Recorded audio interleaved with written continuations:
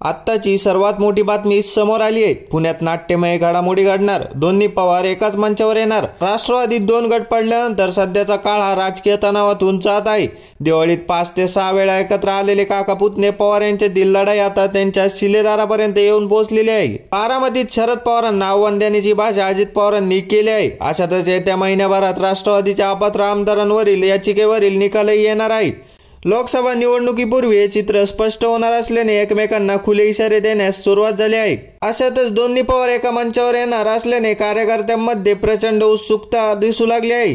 पिंपरी चिंचवडमध्ये अखिल भारतीय मराठी नाट्य संमेलन होऊ घातले आहे। पूर्वी शरद पवार ज्या कार्यक्रमांना जायचे त्या कार्यक्रमांना जाणे अजित पवार टाळायचे, परंतु या नाट्य संमेलनात दोन्ही पवारांना निमंत्रण देण्यात आले आहे।